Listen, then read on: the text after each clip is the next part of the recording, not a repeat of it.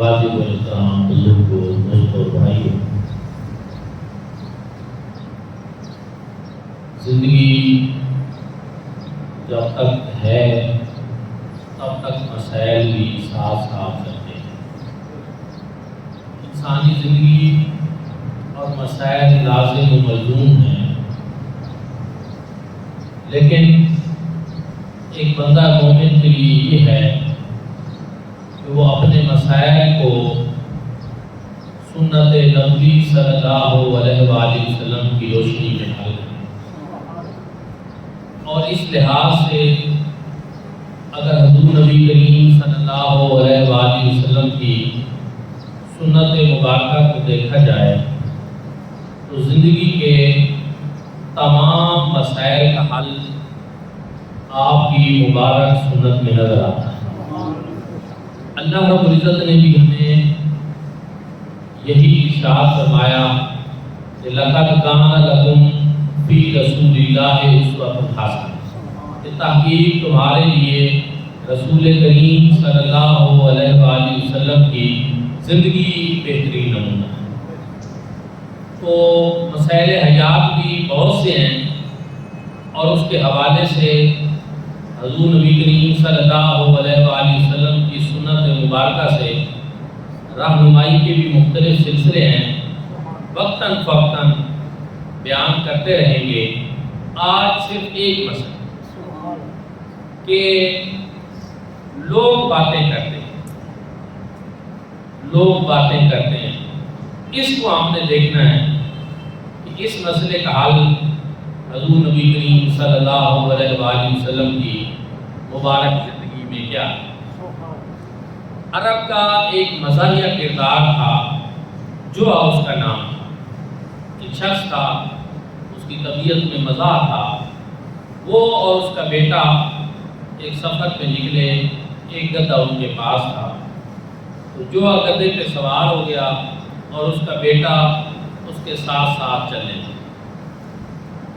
جب لوگوں کے پاس سے گزرے، ایک جگہ پہ لوگوں کا اکٹھ تھا، تو انہوں نے کہا، بڑا شور مچایا کہ دیکھو یار، چھوٹا معصوم بچہ پیدل چل رہا ہے اور یہ باپ جو ہے یہ گدھے پہ سواری کر رہا ہے، یہ تو ٹھیک نہیں ہے۔ اس نے کہا چلو ٹھیک ہے، اس کا حل نکالتے ہیں۔ وہ اتر آیا اور اس نے بیٹے کو سوار کر دیا، خود پیدل چلے۔ تھوڑا دور آگے گئے، پھر کچھ اور لوگ وہاں پہ کھڑے تھے۔ انہوں نے کہا یار عجیب بات ہے، اتنا عجب دور آ گیا ہے کہ باپ کی کوئی قدر ہی نہیں، کوئی اہمیت ہی نہیں، کہ باپ بیچارہ پیدل چل رہا ہے اور یہ بچہ جو ہے یہ سواری کر رہا ہے۔ تو اس کے بیٹے نے کہا کہ ابا جان، سب لوگ باتیں کر رہے ہیں، مجھے اتارو۔ اس نے کہا نہیں، آپ بھی بیٹھے رہیں، میں بھی اس پر سوار ہو جاتا ہوں۔ اب دونوں سوار ہو گئے۔ آگے پھر کچھ لوگ تھے، انہوں نے کہا یار عجیب دور آ گیا ہے، جانوروں پہ اتنا ظلم کرتے ہیں کہ ایک بندہ بمشکل وہ اٹھا سکتا ہے، یہ باپ بیٹا دونوں سوار ہو گئے۔ اب وہ دونوں اتر پڑے اور پیدل ساتھ ساتھ چلنے لگے۔ آگے پھر کچھ لوگ ملے، انہوں نے کہا عجیب بات ہے یار، سواری ان کے پاس ہے اور یہ پیدل چل رہے ہیں۔ تو الغرض وہ تنگ آ گئے اور اس نتیجے پہ پہنچے کہ لوگ باتیں لازمی کرتے ہیں، چاہے ان کی بات درست ہو چاہے ان کی بات غلط ہو، لوگ اپنی باتیں کرنے سے باز نہیں آتے۔ امام شافعی رحمہ اللہ تعالیٰ نے ایک بڑی خوبصورت بات کی ہے۔ انہوں نے کہا کہ لوگوں کی باتیں پتھروں کی طرح ہوتی ہیں، جیسے پتھر مارے جاتے ہیں، لوگوں کی باتیں پتھروں کی طرح ہوتی ہیں، ان کو پیٹھ پر لادو گے تو پیٹھ ٹوٹ جائے، لہٰذا ان باتوں کا اپنے قدموں تلے ایک برج بنا لو اور ان پہ چڑھ کے بلند ہو۔ پھر ایک مثال بھی ہے کہ پرانے دور میں ایک بیل کنویں میں گر گیا۔ اب وہ ٹیکنالوجی کا دور نہیں تھا، اس کو کسی کرین کے ذریعے زنجیروں کے ساتھ مضبوط طریقے سے باندھ کر نکال لیا جاتا۔ پرانا دور تھا، مشکل معاملہ تھا، تو ایک بزرگ نے مشورہ دیا کہ تھوڑی تھوڑی مٹی ڈالتے جاؤ اور کچھ اس کے اوپر پڑے گی، کچھ ارد گرد گرے گی، اور وہ مٹی سے کنواں جو ہے بھرتا چلا جائے گا اور آہستہ آہستہ بیل اوپر آتا جائے گا۔ انہوں نے کہا یہ ٹھیک ہے بات۔ اوپر سے انہوں نے مٹی ڈالی، تو جب اس کے اوپر پڑتی تو وہ کوشش کرتا، دائیں بائیں اس کو گرا دیتا، مٹی نیچے ہو جاتی، وہ تھوڑا سا اور اوپر آ جاتا، وہ تھوڑا سا اور اوپر آ جاتا، یہاں تک کہ مٹی بھرتے بھرتے وہ کنویں سے باہر آ۔ بزرگوں نے کہا لوگوں کی باتوں کو اسی طرح کی مٹی بنا کہ بجائے اس کے کہ وہ تمہارے اوپر گریں اور تم اس کو اپنے اوپر سوار کر لو اور تمہارا دم نیچے گھٹ جائے اور تم مر جاؤ، اس کی بجائے بہتر ہے کہ اس مٹی کو نظر انداز کرو اور اس کو اپنے پاؤں تلے رونتے چلے جاؤ اور خود بلند ہوتے چلے جاؤ، خود بلند ہوتے چلے جاؤ۔ یہ اس کا ایک علاج ہے اور یہ اس کا ایک حل ہے۔ تو لوگوں کی باتیں ہر انسان کی زندگی میں ایک بڑا تکلیف دہ مسئلہ ہے۔ اب ایک بندہ اگر وہ سفید پوش ہے، وہ اپنے بیٹے کی شادی کرنا چاہتا ہے اور وہ زیادہ خرچہ نہیں کرتا، فضول سا لایانی سا، ہاتھ کو بڑا سنبھال کر رکھتا ہے، لوگ پھر بھی باتیں کرتے ہیں کہ بخیل ہو گیا ہے، بڑا کنجوس ہو گیا ہے، خرچ نہیں کر رہا۔ اور اگر ایک بندہ وہ قرضہ لے لیتا ہے، بہت زیادہ خرچ کر دیتا ہے، پھر بھی مشکلات آئیں گی اور لوگ باتیں کرنے سے پھر بھی باہر نہیں آئیں گے۔ یہ مسئلہ جو ہے یہ اسی طرح ہوتا رہے گا، اور لوگوں کی باتیں اگر انسان ایک اثر لینا شروع کر دے تو یہ انسان کو پریشان کرے، انسان کے خاتمے کا سبب بھی بن جائے۔ ایک استاد صاحب تھے، بڑے سخت مزاج کے، اور کلاس میں بچے جو ہیں وہ ان سے تنگ تھے، انہوں نے ایک دن اس کا حل نکالا۔ استاد صاحب جب کلاس میں آئے تو ایک بچے نے کہا استاد جی آج خیریت تو ہے، آج آپ کی صحت اچھی نہیں لگ رہی، آپ کا رنگ زرد پڑا۔ اس نے کہا نہیں میں تو بالکل ٹھیک ہوں، میں تندرست ہوں۔ پھر دوسرا بچہ آیا، اس نے بھی اسی طرح کا کہا استاد جی لگتا ہے آج آپ کی نا صحت کو ٹھیک نہیں ہے، آپ کے مزاج کو ٹھیک نہیں نظر آ رہے۔ استاد صاحب آہستہ آہستہ جب 2 3 4 بچوں نے کہا تو وہ انہوں نے کتاب رکھ دی اور کہا یار آج کچھ میرا دل نہیں کر رہا پڑھانے کو، صحت میری ٹھیک نہیں ہے۔ اس کو سر میں درد بھی محسوس ہونے لگ گیا اور اس نے چھٹی کر۔ یہ پریکٹس ہے، یہ تجربہ ہے۔ عملی طور پر انسان جب لوگوں کی باتوں کو ذہن پہ لینا شروع کر دے تو انسان اسی رنگ میں ڈھلتا چلا جاتا ہے جس میں لوگ باتیں کرتے ہیں۔ اور اگر انسان اپنی باتوں کو، ان کی باتوں کو اگنور کرنا شروع کر دے تو پھر انسان ترقی کے زینے طے کر پاتا ہے۔ اسی طرح ایک تاجر تھا اور اس نے ایک دن بڑے سفید کپڑے پہنے اور بڑا اچھا لباس لگایا، اور 4 5 تاجر اکٹھے تھے۔ انہوں نے کہا یار اس کو تھوڑا سا خراب کر، یہ آج بڑا بن سور کر آ رہا ہے۔ ان میں سے پہلے ایک تاجر اس کو ملا، اس نے کہا ماشاءاللہ بڑا خوبصورت آپ نے لباس پہنا ہے، بڑے اچھے لگ رہے ہو، اور یہ جو آپ، اس نے سفید لباس پہنا ہوا تھا، سفید امامہ تھا۔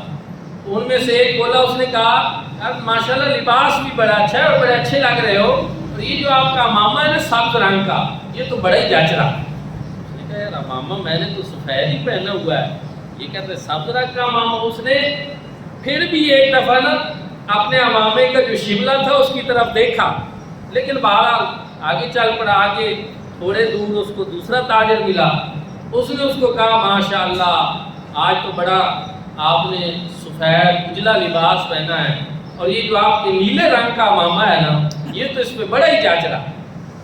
وہ تھوڑا سا پھر حیران ہوا، اس نے کہا یار ہے تو سفید، ایک سبز کہہ رہا ہے ایک نیلا کہہ رہا ہے، یہ کیا معاملہ؟ اس نے پھر اس کو غور سے دیکھا، اس نے کہا ہے تو سفید ہی، آگے گیا، پھر آگے ایک شخص نے اس کو سرخ رنگ کے امامے کی بات کر دی۔ جب چوتھا اس کو ملا تو وہ آگے سے پہلے اس کو کہتا ہے کہ میرا امامہ سبز رنگ کا ہے۔ وہ کہتا ہے سبز کا تو نہیں ہے آپ کا، کہتا ہے پھر نیلے کا ہے، کہتا ہے نیلے کا نہیں سرخ کا ہے۔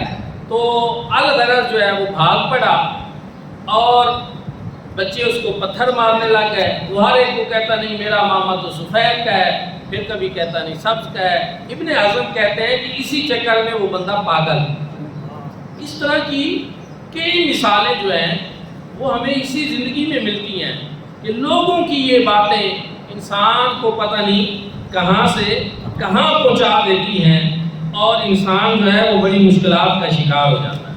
اب حضور نبی کریم صلی اللہ علیہ وآلہ وسلم کی سیرت طیبہ میں ان حالات کے لیے ہمارے لیے کیا سبق؟ پہلی بات یہ ہے کہ اگر آپ حق کے لیے نکل کھڑے ہوئے ہیں تو پھر کسی کی بات کے اوپر ویسے بھی توجہ دینے کی ضرورت نہیں۔ قرآن پاک میں اللہ رب العزت نے ارشاد فرمایا وَلَا يَخَافُونَ لَوْمَةَ لَائِمٍ۔ اللہ کے کچھ بندے ایسے ہیں جو کسی ملامت کرنے والے کی ملامت کی پرواہ نہیں کرتے۔ کہتے رہے لوگ بات، ہم نے اس کی پرواہ نہیں کرنی۔ وہ شاہ ایران کے بادشاہ کے دربار میں جب صحابہ کرام حضور نبی کریم صلی اللہ علیہ وسلم کے غلام سفیر بن کر گئے تھے تو وہاں ان کو کھانا دیا گیا تو لقمہ گر پڑا، تو ایک صحابی نے اٹھایا اس کو اور جھاڑا پھونکا اور پھر کھانے لگا، تو دوسرے نے ذرا کونی ماری یا یہ ایرانی اجمی بادشاہ کا دربار ہے اور وہ کیا کہیں گے؟ تو صحابی نے کہا میں ان لوگوں کے لیے اپنے پیارے نبی کریم صلی اللہ علیہ وسلم کی سنت مبارکہ ترک کر لوں؟ کہنے رہے جو یہ کہتے ہیں میں اپنے آقا کی سنت نہیں چھوڑوں۔ یہ ہے وَلَا يَخَافُونَ لَوْمَةَ لَائِمٍ، کسی ملامت کرنے والے کی ملامت کی پرواہ نہ کرنا، لیکن کس صورت میں؟ جب بندہ حق بات ہے۔ لوگ باتیں کرتے ہیں تو کرتے رہیں، لیکن بندہ حق بات پہ ہے تو کسی کی ملامت کی پرواہ نہ کرے۔ دوسری بات جو بڑی اہم ہے کہ آپ اپنے قول و فعل میں کوئی ایسا کام ہی نہ کریں، کوئی ایسا موقع ہی کسی کو نہ دیں کہ لوگ آپ پہ باتیں کریں۔ بعض دفعہ ہم خود غلطیاں کرتے ہیں، ہم خود موقع دیتے ہیں لوگوں کو کہ لوگ ہمارے اوپر باتیں بنا لیں۔ چاہیے یہ کہ آپ خود اپنی زندگی اس طریقے سے گزاریں کہ کوئی آپ کے اوپر بات نہ کر سکے۔ ہماری دادی اماں تھی مرحومہ، اللہ ان کے درجات بلند کرے، تو وہ ہمیں پنجابی زبان میں اپنی زبان میں ایک ضرب المثل سنایا کرتی تھی کہ آپ وللی تے بیڑے دو۔ غلطیاں آپ کرتی ہے پھر لوگوں کے اوپر کہتی ہے لوگ مجھے ایسا کیوں کہہ رہے ہیں، لوگ مجھے ایسا کیوں کہہ رہے ہیں۔ تو آپ ٹھیک ہو جاؤ تو لوگ آپ پہ باتیں ہی نہیں کریں گے۔ آپ وللی تے بیڑے دو، یہ چیزیں جو ہے نا سیرت طیبہ میں بھی یہی ہے۔ حضور نبی کریم صلی اللہ علیہ وآلہ وسلم نے بارہا ایسا انداز اپنایا کہ جس میں باتیں ہونے کا خدشہ تھا تو آپ صلی اللہ علیہ وسلم نے اس خدشے کو ملحوظ خاطر رکھ کر کوئی ایسا کام نہ کیا کہ لوگ بات کر سکیں۔ اس کی ایک مثال سیرت طیبہ بھی یہ ہے کہ عبداللہ بن ابی رئیس المنافقین تھا اور کوئی موقع حضور نبی کریم صلی اللہ علیہ وسلم کی دشمنی کا ہاتھ سے نہیں جانے دیتا تھا۔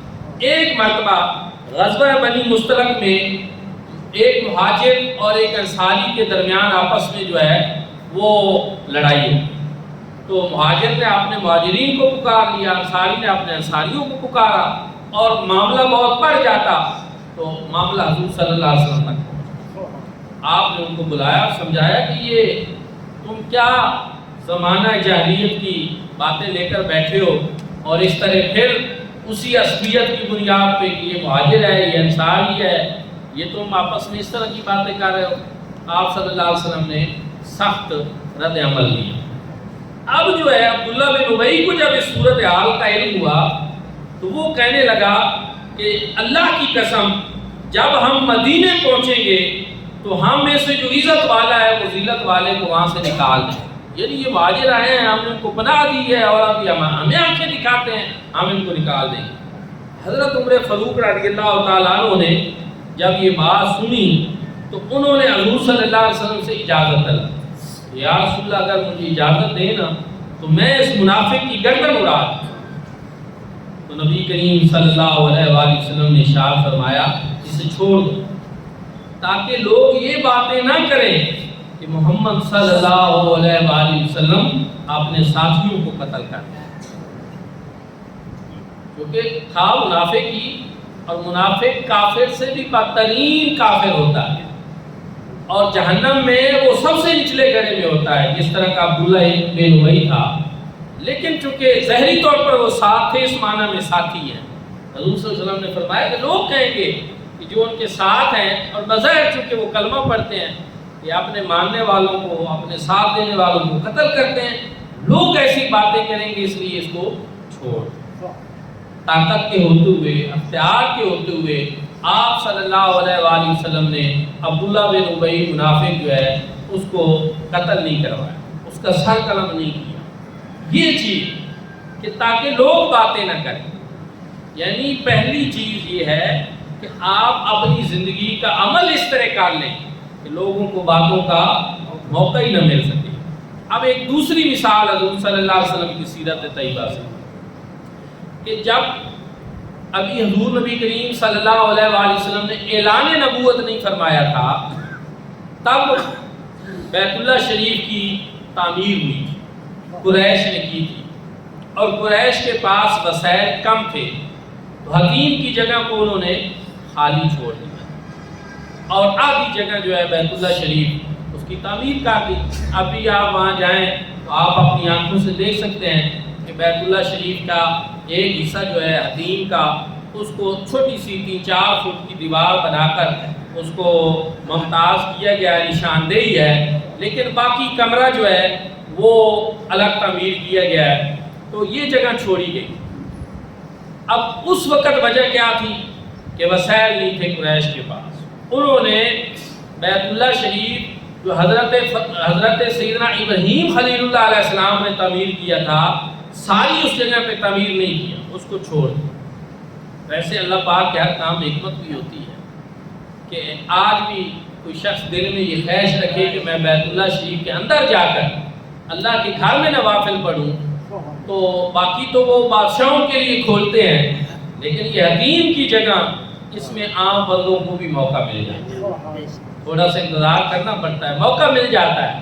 اور جو حتیم میں نوافل پڑھے وہ اس طرح ہی ہے جس طرح اس نے بیت اللہ شریف کے اندر نماز، کیونکہ یہ بیت اللہ شریف کی ہی جگہ جو چھوڑ دی گئی۔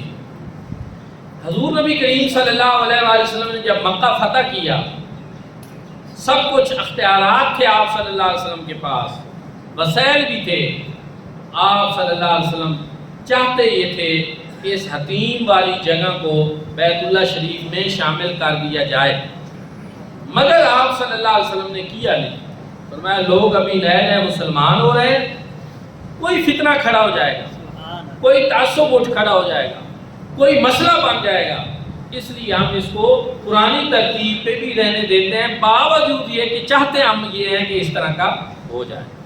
حضرت عائشہ رضی اللہ تعالی عنہ سے مروی ہے کہ حضور نبی کریم صلی اللہ علیہ وآلہ وسلم نے ان سے فرمایا کہ اے عائشہ، اگر تمہاری قوم کا دور جاہلیت سے قریب نہ ہوتا زمانہ تو میں کعبہ کے انہدام کا حکم دیتا، اور جو حصہ اس سے خارج کر دیا گیا اس کو دوبارہ اس میں شامل کر، اسے زمین سے ملا دیتا، اور اس میں 2 دروازے بناتا، ایک شرقی دروازہ جو اب ہے اور ایک غربی دروازہ، اور میں اسے ابراہیم علیہ السلام کی بنیادوں کے مطابق کرتا۔